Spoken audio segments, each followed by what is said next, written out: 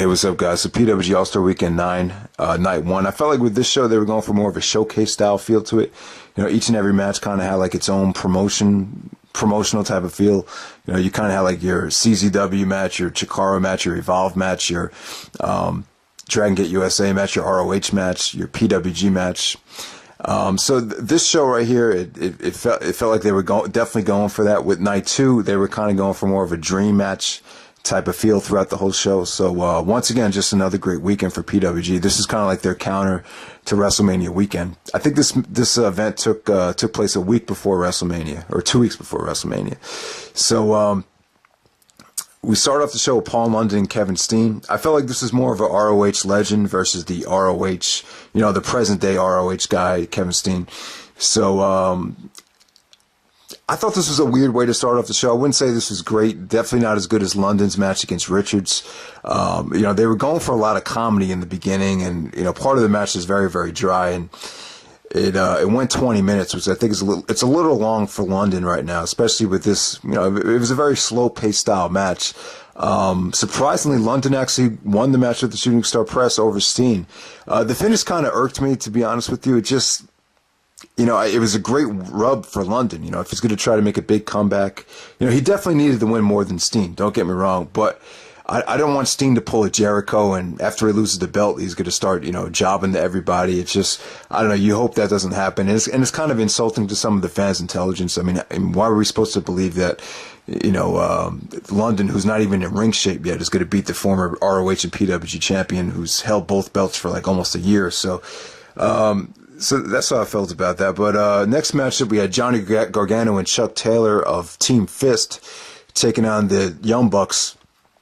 This actually main evented in Chikara's internet pay-per-view last June, so it was a great rematch from that. That match actually had some audio delays, so that match was really, it was kind of disappointing. That kind of just ruined it for me, but it was great to see them wrestle again.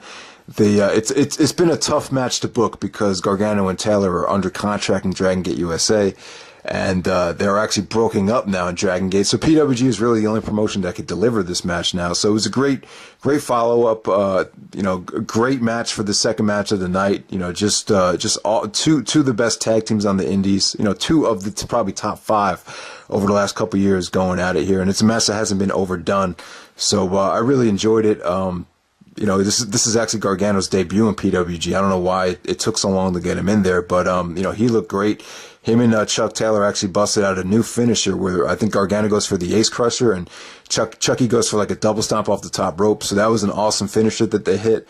The Bucks actually threw like 1,000,000 super kicks at them. There's actually a beautiful counter to Johnny Gargano's torpedo spear with the Bucks just a double team super kick right in the face. That was an awesome spot. So just great stuff. This is definitely awesome stuff for the second match on the show. So good stuff from both teams.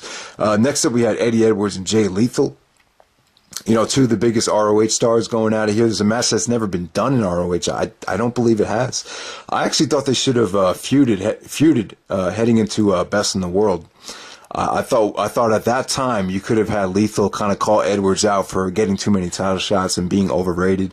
I thought that would have just made for an awesome, you know, cutting edge storyline right there. But it never happened, and it was great to see them finally go out of here, man. You know, Edwards, you know, gave Lethal a lot of stiff chops. There was some awesome counters to the Lethal injection. With I think Edwards hit like a baseball slide drop kick before Lethal even had a chance to ricochet off the rope, so that was pretty awesome. My one problem with the match was the finish. The finish kind of, when Edwards locked in the Achilles lock, I felt like Lethal kind of tapped too quickly. I think they should have added some more drama and just kind of draw that out a little bit longer, but you know, still awesome stuff here. Just great stuff from both guys. Next up, we have AR Fox and Samurai Del Sol taking on Ricochet and Rich Swan. So this is like your Dragon Gate USA style match here.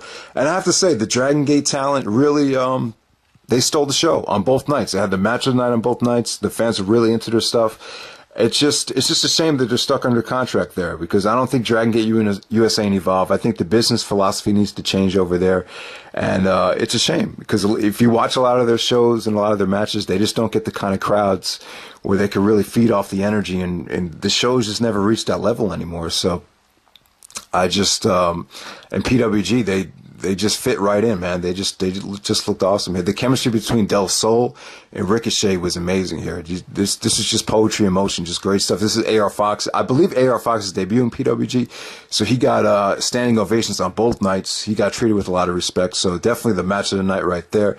Next up, we had Roderick Strong versus Trent with a question mark. I think his name is Trent Beretta.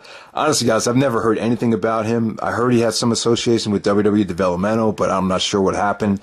So if you know anything about this guy, let me know some interesting information about him. But, you know, him and Roderick Strong, this is like your generic Roderick Strong match. It wasn't bad. I'll give Trent credit. He looked good. He was kind of like an outsider on this show. Like, the fans kind of didn't really give him a lot of respect, but he busted out some cool things. He busted out this awesome finish where, you know, he kind of sits, he takes the guy, wraps him behind his back, and just sits down on him. I thought that was, I can't remember who used to do that, but that was a pretty awesome move he busted out there. As the match progressed, Roderick actually threw a stiff knee to the face, then hit him with the backbreaker gutbuster combination to put him away. It was good. It was probably the weakest of the night, but still good. Good stuff from both guys. It wasn't as bad as some people are probably going to make it out to be.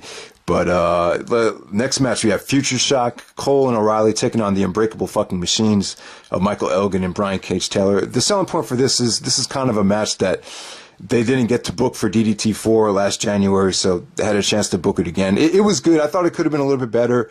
You know, Cole acts like such a cocky heel in PWG where he tells everybody to suck his dick, and then Elgin was kind of I would say he was trying to get under Cole's skin, just kind of dominating him, and then he was kind of countering it, and he was like, oh, you could suck my dick. So that was pretty cool. I think Cole actually busted out the Canadian Destroyer. There was a kick out of that.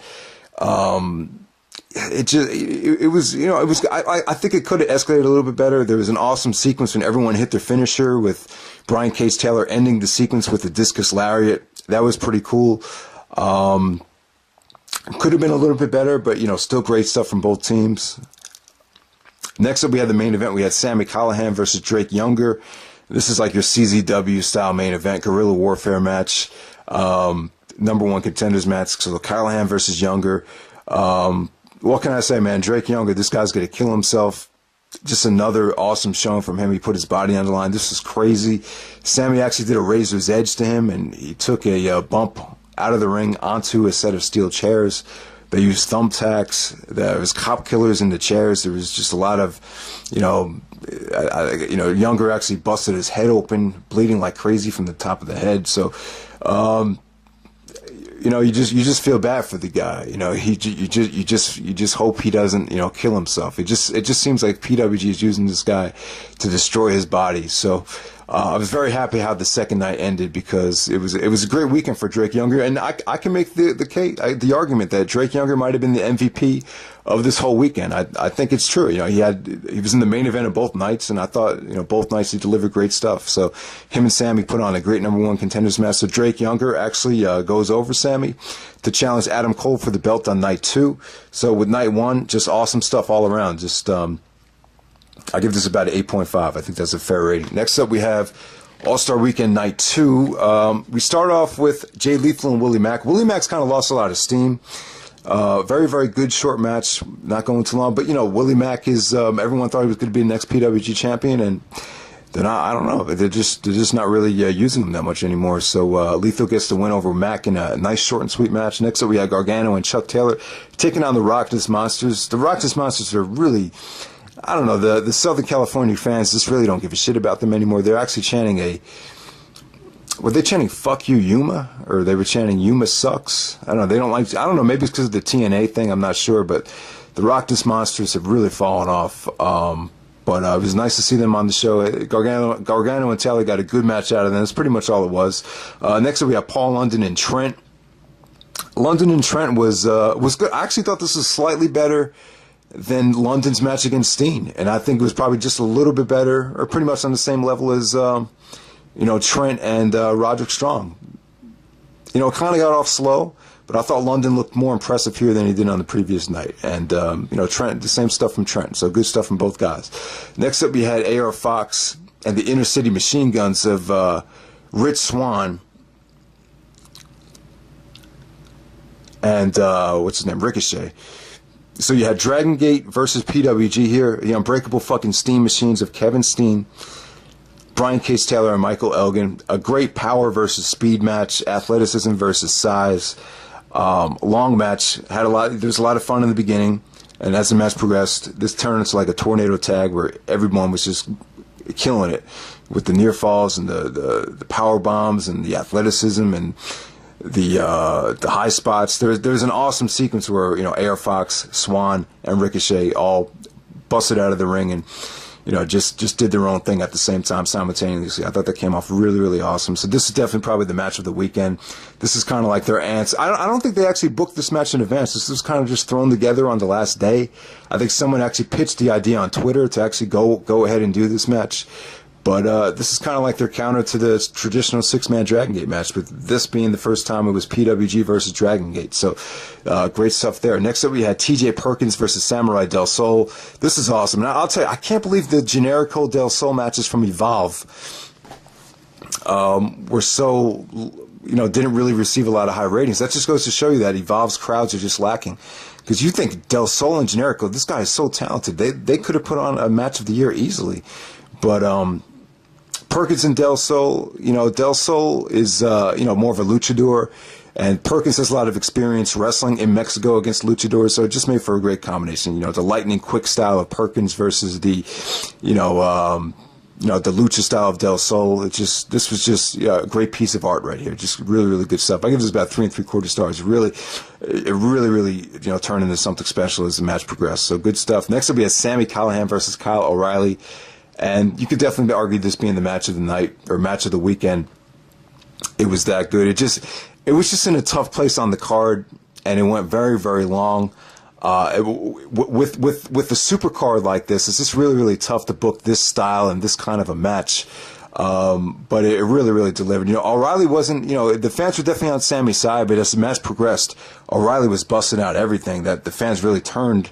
They didn't turn on Callihan, but they really sided with O'Reilly, really wanted to pull this thing out. He busted out so much awesome stuff. He actually took an exploder on the set of steel chairs. He actually busted out the torpedo drop kick off the side of the ring apron.